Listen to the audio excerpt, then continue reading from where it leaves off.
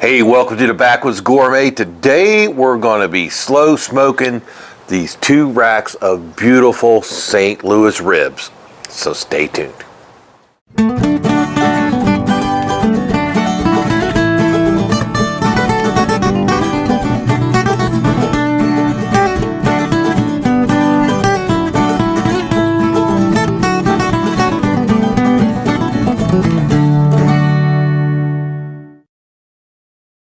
So my brother and I competed in barbecue competition for almost a year. We went all the way up through the amateur ranks into the pro ranks. Just got a little bit too pricey for us to keep up with it, but we learned a lot back in those amateur ranks, how to make really great barbecue. Now, competition barbecue is quite a bit different than the stuff you're going to go find in your local barbecue joint. Okay? First of all, we don't cook fall off the bone ribs. What we're shooting for here today is my favorite way for ribs, and that is bite off the bone ribs. And the difference is, when you pick that bone up, that meat should stay on that bone until you bite it. And it should come off of that bone cleanly with no tug, no any of that. That's what we're shooting for today. And today we're going to do it not on this little guy back here. That certainly ain't going to fit, but on our old ugly drum smoker. And I'll tell you a little bit more about how I made that in just a minute. Right over here I've got our, what we call ugly drum smoker. It is in the family, okay? This is not made out of a 55-gallon drum like most ugly drum kits. This is actually made out of a large upright air tank. And I made a stand for it, put it on casters. It's very, very heavy. It's like, I don't know, 3/16" steel.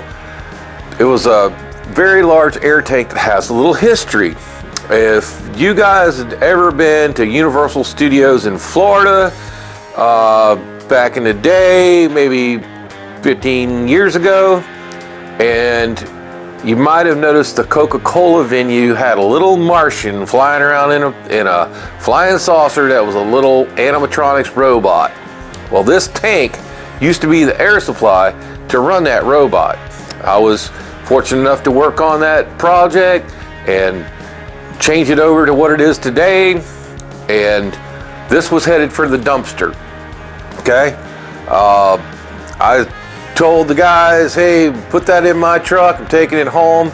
And I'm going to leave you a link in the description box right down below. Go check that out of how I made it without a welder and just basic hand tools.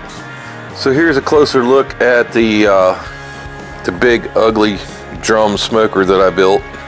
I had to make these heavy duty casters on it and bolt it down because it was almost impossible to move without that. Probably weighs close to, I would say 200 pounds, maybe more.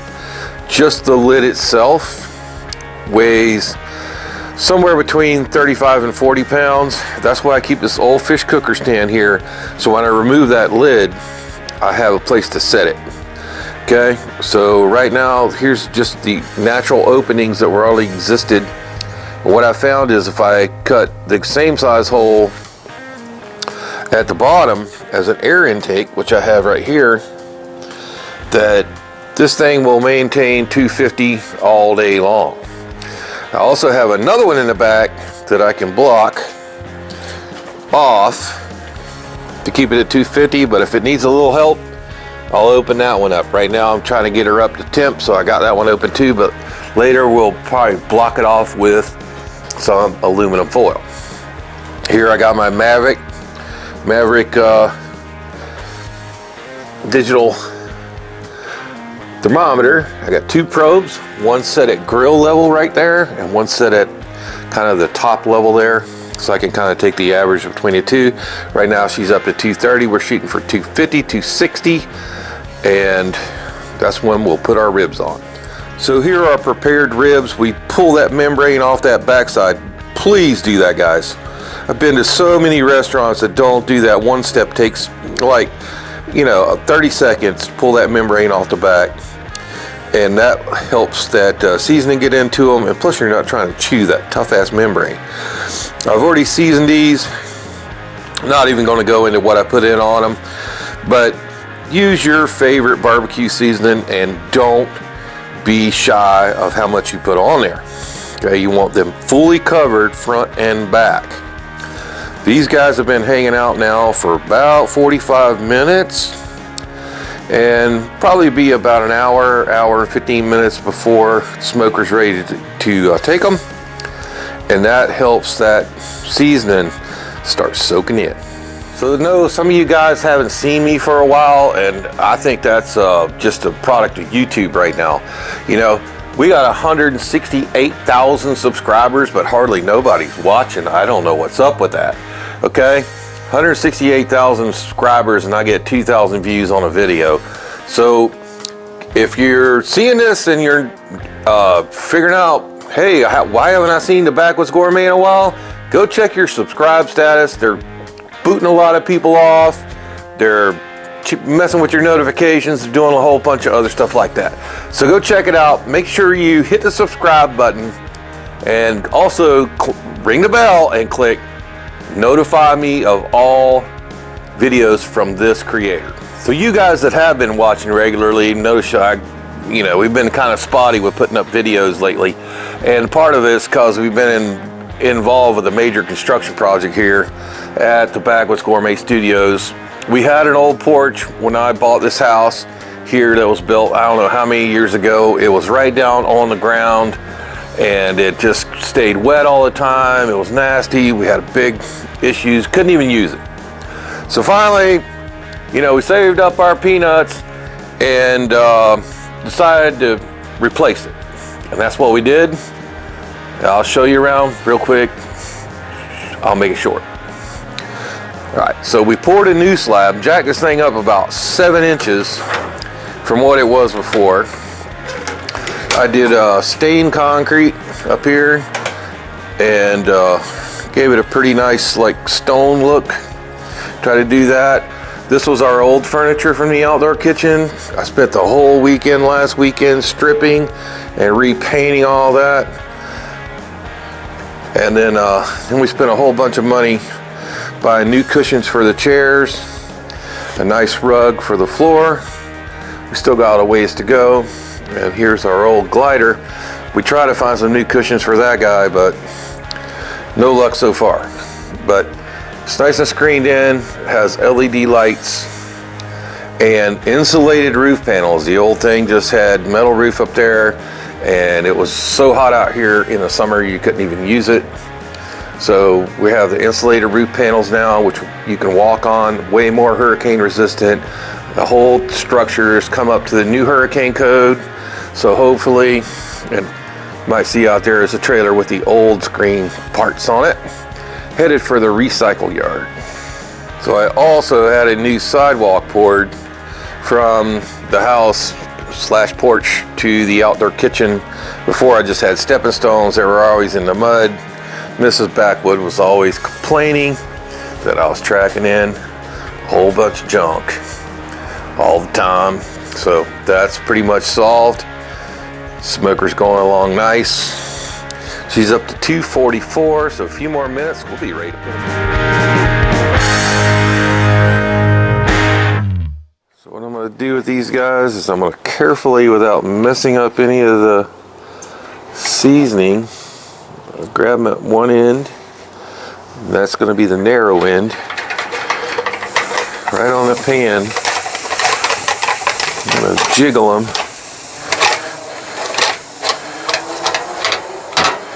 right off on there. Scoot them just a little bit apart,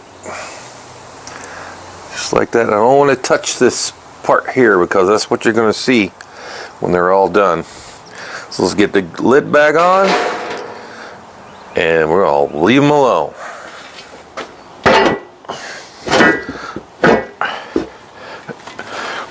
Now I want to lock my lid down tight as possible. So with cooking ribs, there's a lot of stuff out here on YouTube and the internet about 3, 2, 1, 4, 3, 2, a whole bunch of times and all kind of stuff like that, methods. I'm telling you right now, you could probably just discount that as just a guide, okay? We're going to cook these guys until the color looks right. And that doesn't matter how long that takes. Depends on how long, how hot your smoker is, relative humidity, what kind of fuel you're using.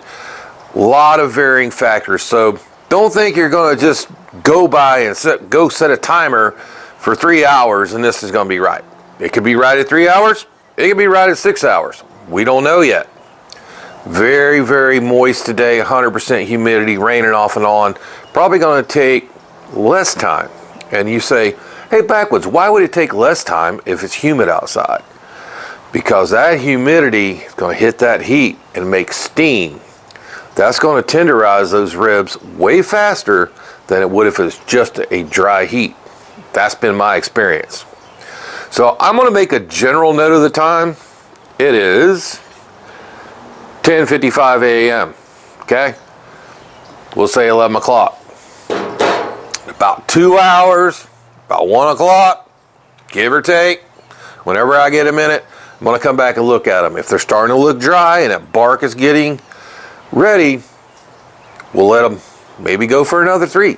The last set I did on this smoker took about 4 hours. But again, today is wet and very humid, 100% humidity. Might take a little bit less time. So throw all that 3, 2, 1, all that. Just keep that in the back of your mind. The first cook's going to be the longest. The middle cook in the foil, that's going to be shorter. And the last cook with the glaze and sauce is going to take even less. So it's going to step down. We'll see you back here in a couple hours.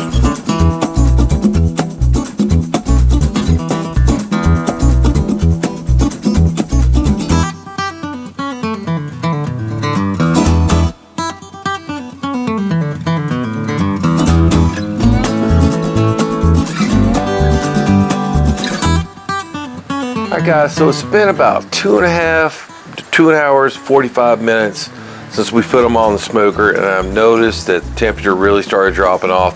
It's probably because it's in the 50s here today, it's raining. So I'm probably going to have to go in and stoke charcoal back up, but let's go take a look at those ribs. So as you can see, the color's getting pretty nice. There's still some of the glaze that hadn't quite melted on them. That's the sugar in the glaze, but we're already starting to get some bone pull back down on that end down there. That's kind of what we're looking for. They smell delicious, I can tell you that.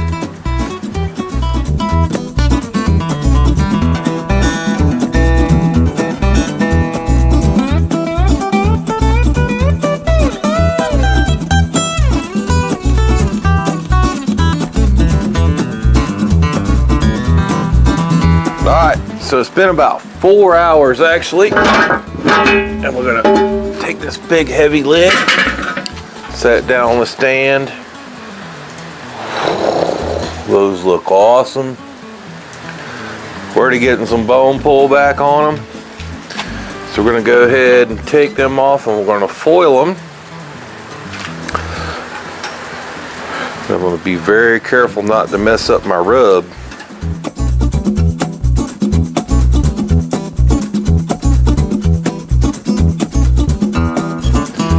So we already got the brown sugar on the bottom of the foil. Gonna bring our rack over, lay it right on top. All right. So the other half, the Backwoods Gourmet barbecue team happens to be here today. Gonna put some more brown sugar on top.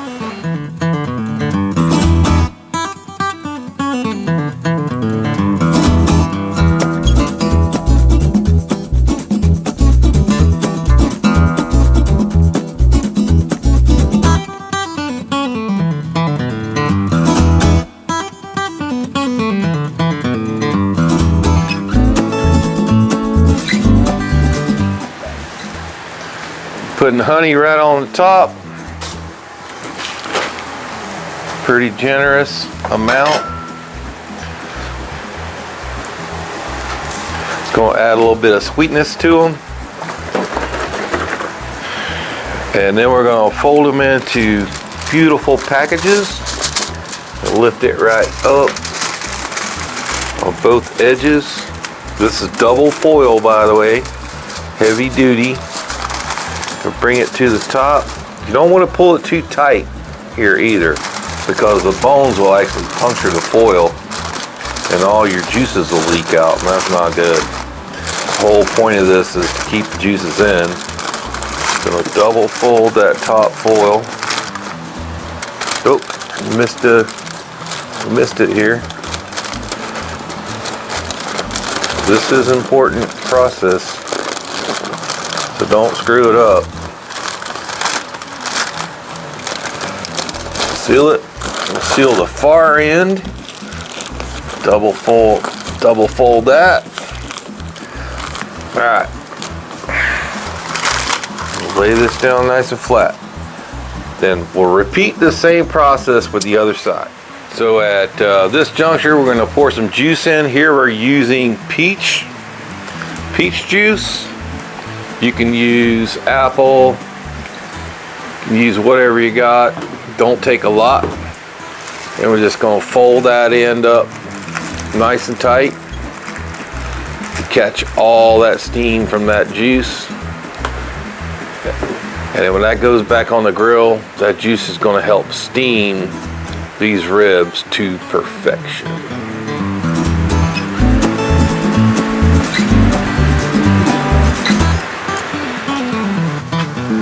Right, we're taking our rib packets, putting them right back on the smoker, and that's gonna steam these guys and all that juices.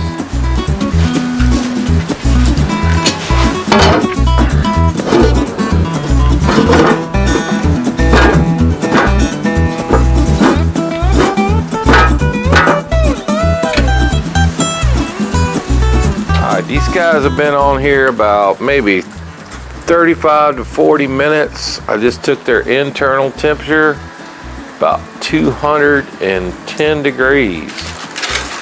So we're taking them off, and you can check your internal temperature as long as you get down in the bone with your thermopin.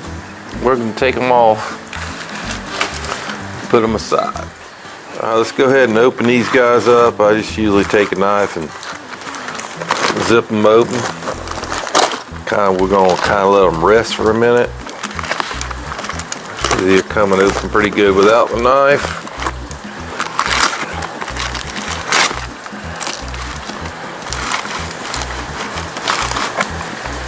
Again, we took our thermopin. We tested that internal temperature, and it's more about not the internal temperature, but how easy it goes in there, in between the bones. Right now, it's about perfect. So we'll let these guys cool for a minute. We're gonna sauce them and put them back on the smoker.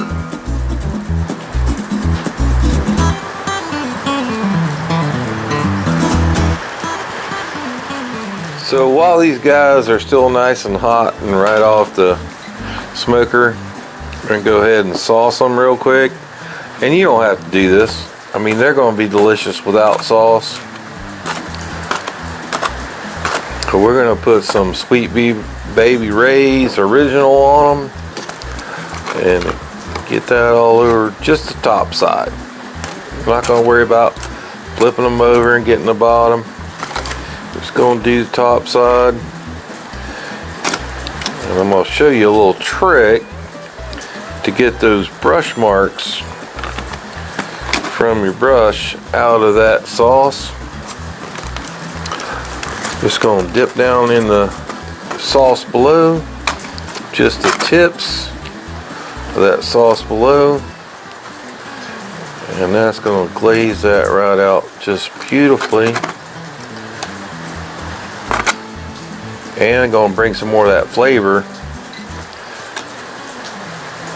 back up. The same thing to the other one.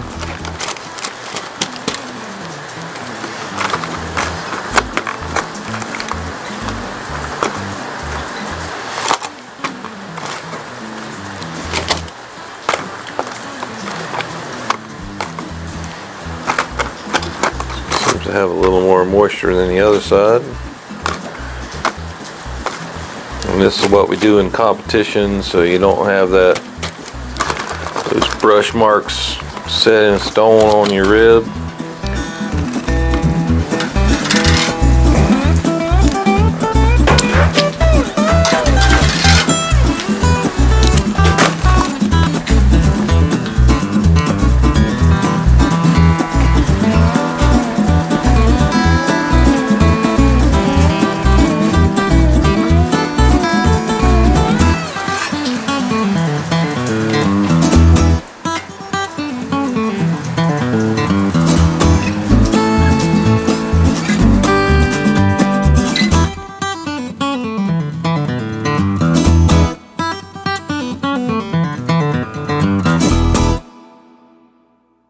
Alright, so we're going to go ahead and test these guys out.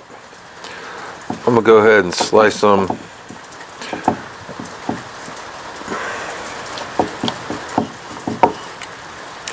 Right in the middle there.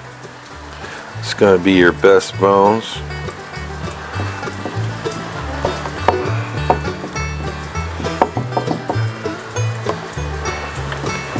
Go ahead and give it a taste test. Oh, that was kind of hard to slice. Bones are a little crooked. It's okay. I'm gonna get it off of there.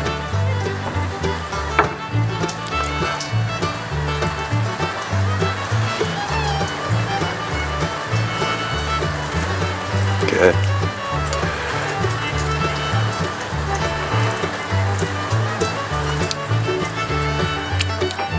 All right. We'll see how we did. That is a beautiful pork rib.